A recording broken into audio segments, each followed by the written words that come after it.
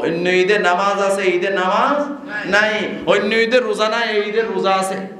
এই ঈদের রোজা রাখা সুন্নাত, আর ঈদুল ফিতরে রোজা রাখা হারাম। সবাই বলো সুবহানাল্লাহ। আমার নবী যেমন বেমেসাল অতুলনীয়, নবীর সাথে যে ঈদ সেটাও অতুলনীয়। অন্য ঈদের রোজা রাখা হারাম, আর আমার নবী আসছেন সেই ঈদের রোজা রাখা সুন্নাত। সবাই বলো সুবহানাল্লাহ। এবারে বরাবর সোমবারে পড়ছে। মিলাদুন রোজা রাখবেন, রোজা আল্লাহর হাবিব রোজা রাখতেন, সাহাবায়ে কেরামও রাখতেন।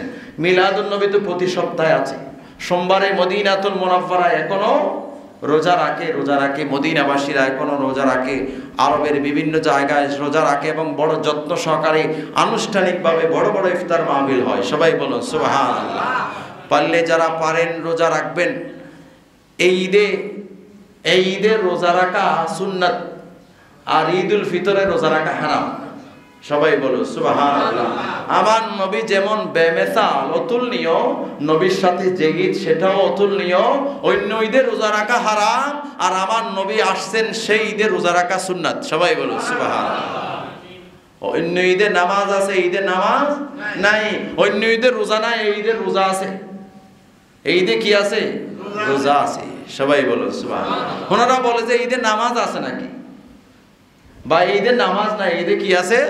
রোজা আছে। অন্য ঈদের রোজা রাখা হারাম, এই ঈদের রোজা রাখা সুন্নাহ। সবাই বলো সুবহানাল্লাহ।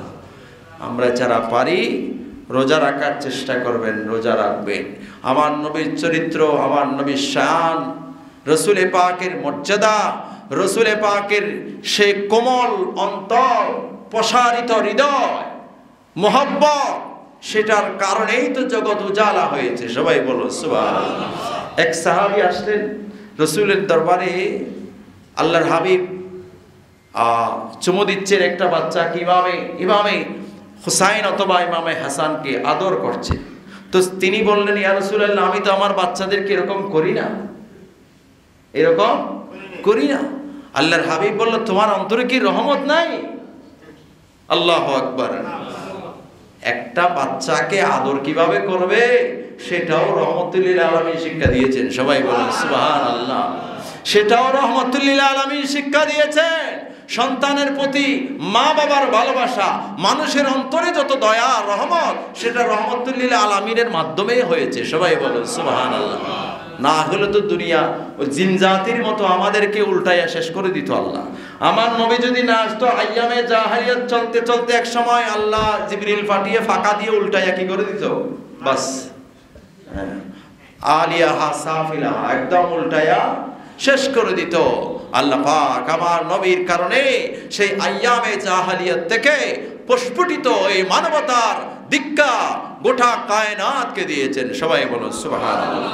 আল্লাহ রাব্বুল আলামিন আমার নবীর প্রেমে আমরা জশ্নে জুলুস, ঈদে মিলাদুন নবী আর রাসূলে পাকের দরুদ সালাম যা যা পারি, শরীয়তের বাইরে কিছু করব না, করা যাবে না।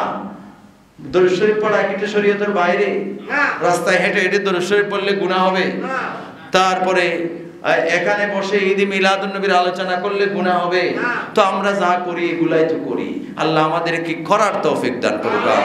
এগুলা তো কিয়ামত পর্যন্ত করলেও শুকর আদায় করা শেষ করা যাবে না। আজকে থেকেই আমাদের মসজিদে ইনশাআল্লাহ 3 দিন ব্যাপী মাহফিল শুরু হবে। আপনারা সবাই উপস্থিত থাকবেন। এটা এমনি নফল হলেও এই রাসূলে পাকের আগমনে, শুভাগমনে, আমার নবীর বেলাদতের কারণে ঈদে মিলাদুন নবী এটা শুকরিয়া আদায় করার একটা মাধ্যম। সবাই বলো সুবহানাল্লাহ। এটা মাধ্যম।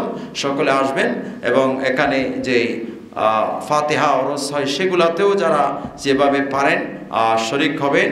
সকলের প্রতি দাওয়াত রইল। আল্লাহ আমাদের সবাইকে কবুল করুন, আমিন।